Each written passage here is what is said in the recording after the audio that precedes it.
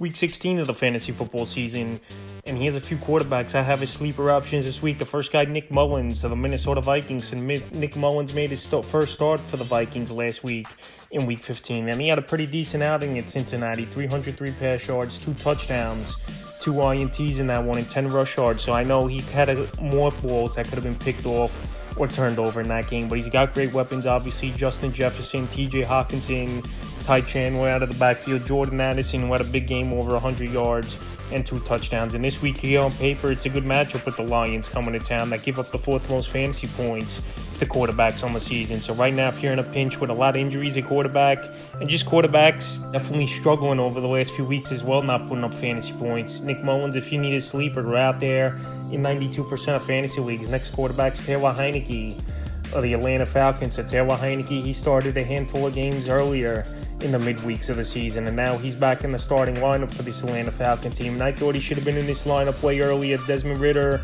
just hasn't shown anything at all, in my opinion, and was one of the worst starting quarterbacks in the league. So now Taylor Heinicke gets the opportunity once again. This Falcon team has a slim chance of winning the division. And going back to those earlier games, he started from Week 8 to Week 10. Week 8 at Tennessee, 175 pass yards, a touchdown, 14 rush.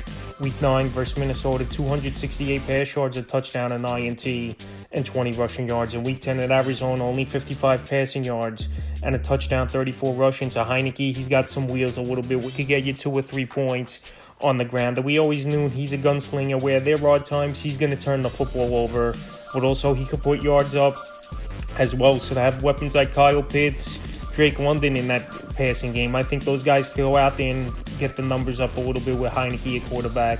And this week in the middle of the pack matchup versus the Colts, I give up the 15th most fantasy points to quarterbacks on the season. If you need a sleeper, Taylor Heinicke right now available in 96% of fantasy leagues. And the final quarterback I have as a sleeper is Tommy DeVito of the New York Giants. I know he's been on this sleeper list a few times this season, but this week on paper, a good matchup at the Eagles, believe it or not. Give up the 2nd most fantasy points to quarterbacks on the season. So Tommy DeVito, he started for this Giant team now, 6 games on the year, and he's actually gone out there and played pretty decent, I thought, was DeVito. Week 12 versus New England, 191 pass yards, a touchdown, 6 rush yards, a fumble loss. Week 14 versus Green Bay, 158 pass yards, a touchdown, 71 yards rushing. And Week 15 at the Saints, 177 pass yards, which obviously he didn't get the touchdown, but 36 rushing. So he's got some wheels as well, where he could get you 3-4 points a week on the ground. Is Tommy DeVito running the football? And this week at Philadelphia game, most likely they're trailing early and often and have to throw